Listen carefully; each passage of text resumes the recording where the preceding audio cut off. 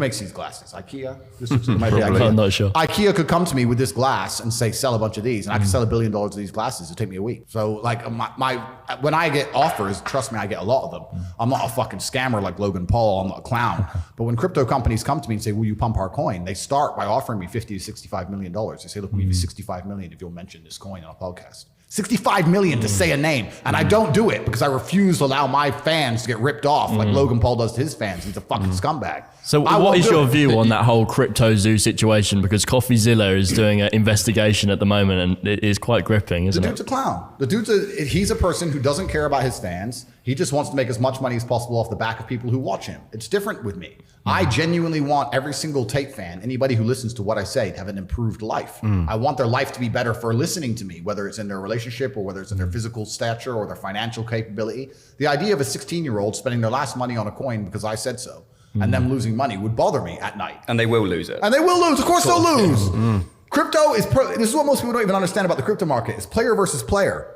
You can only sell it for $10 after buying it for $1 because someone's buying it at $10. Someone is out to lose. So you can't launch a coin and nobody loses. This is why I haven't launched a crypto. I can make $10 billion today if I launched a crypto, but I refuse to do it because people are going to lose under my name. Yeah, and it doesn't make sense why people go into these groups and let's all hold together, but they're actually just going to fuck each other over eventually. It's all clown world. Yeah. And then you get to the point where you have to realize, do I need more money or do I want to genuinely be a force for good in the world? And I don't need money. It's the last thing I need. So I'm not going to sell my soul. Logan's obviously a brokey. So he sold his soul like a punk. And now God, then he insulted God, which was great. I didn't see that. He robbed all his fans and then he sat there and insulted God. And now God's teaching him a lesson. And maybe he's take his atheistic ass and go look in the fucking mirror and understand that there's powers in his universe he doesn't understand. And he can stop being an arrogant piece of shit and he can apologize to his fans. He could take the last money in his little brokey bank account and refund it like a man would. That's what I'd do if they were insulting me. I'd go and say, look, here's my bank balance. I have this much money. I'm giving it to charity.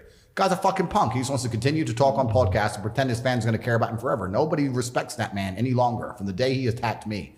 Anybody who attacks me gets fucking wrecked. True Jordy lost every sponsor, got wrecked. Logan got wrecked. I'm divinely protected. These clowns need to just not say my name.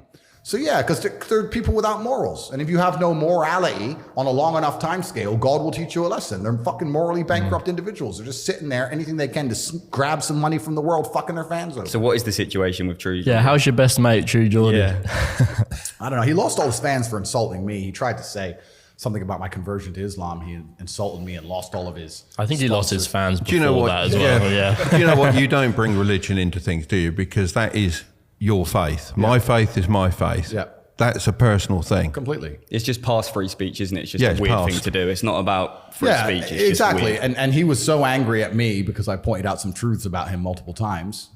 Me and him have a long history of internet beef. He made a video about me 5 or 6 years ago. Were you on True News or something like that? And he made a video about me 5 or 6 years ago, and I countered his video saying that his video was distasteful.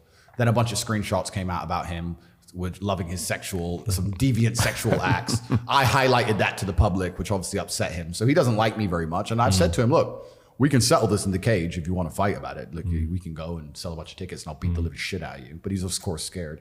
So instead he just does these little snidey videos, and because he's upset deep in his heart, he can't control himself, and he mentions me and he said things he shouldn't have said. What a big pay-per-view that would be. You versus True Jordy. I think people would be very disappointed in the 6-second show, but they'd be like, I paid for this. Would you keep it going a little bit longer or just end it straight away? No, I would destroy it. Yeah. Not even for the fans. You wouldn't just keep it going. I would destroy it.